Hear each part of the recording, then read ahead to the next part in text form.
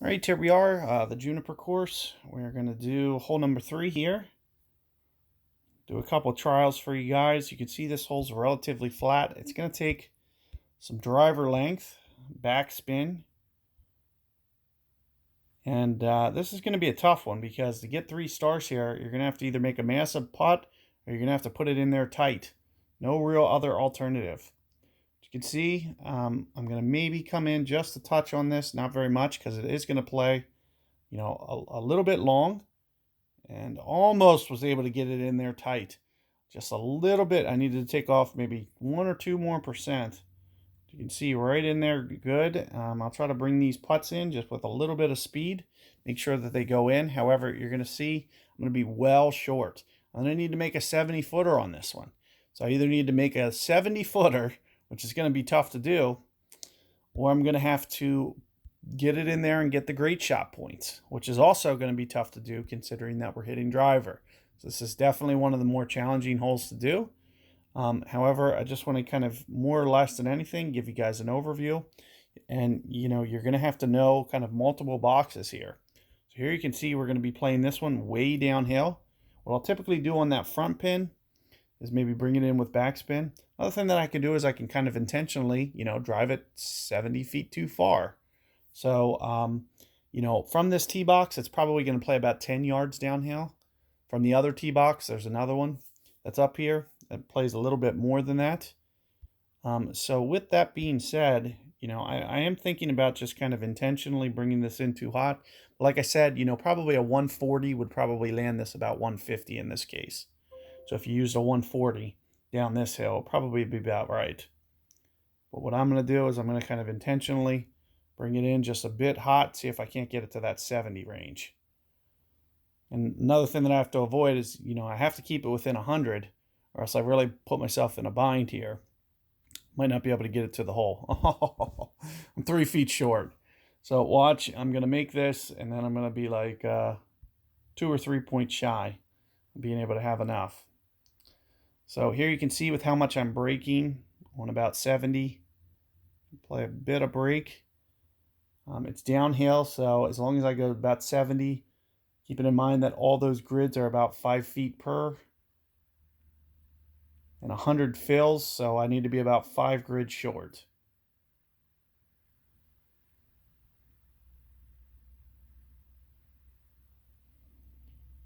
Oh, just missing.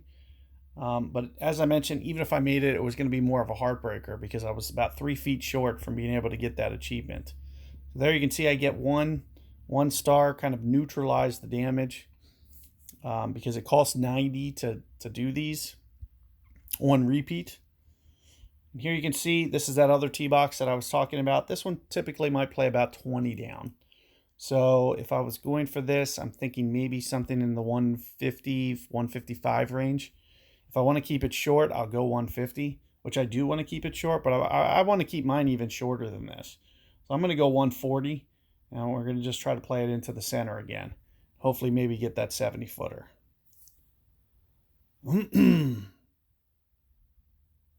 This might be a bit too far. So I got to hope that it just stays within 100 so I can get to the hole. 93, but up 3. Man, this is going to be tight. But it is a straight putt, so there's a chance.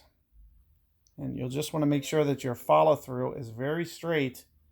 I hope I don't come up like 1 or 2 feet short. That'll be a heartbreak.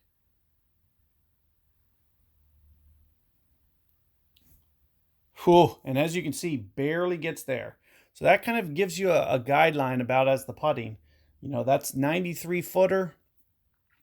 Up 3, that means it's coming off about 2 feet per. It's very similar to, what I mentioned in my putt guide is, uphill accounts for, and same with downhill, you're missing out on about two per foot. So, 93 feet is going to essentially top out on 3. If it would have been 4 degrees up, I wouldn't have even been able to make it to the hole there. So that's definitely something that you're going to need to keep in mind. And again, as I mentioned, maybe, that's probably about 15 yards downhill on that one. And this is going to be the toughest because unless I get a tailwind, I have to go driver. And this is one where I essentially just kind of have to go for the hole because there's no way I'll be able to get this one on the front of the green. This is by far the toughest tee box. I think I went like 98 something. It was just a little bit much. I pulled that. Man, don't be perfect weights. Unbelievable. If I didn't pull that, it was in there. Unbelievable. That's perfect. Ugh. So I had the great shot points if I didn't pull it. I knew I pulled it right off the, I mean, you could see it. You could see it shank there. Let me just try to grab it one more time, see if we can't get it. But as you can see, you know, it's just kind of one of those things that you just kind of need to grind out. And again, 240, but this time we got the tailwind. So with the tailwind, I feel a little bit more comfortable that I can get 3-wood there. But, you know, I'm kind of thinking about just kind of leaning over here, just trying to shoot for the middle of the green, try to go for that 70-footer.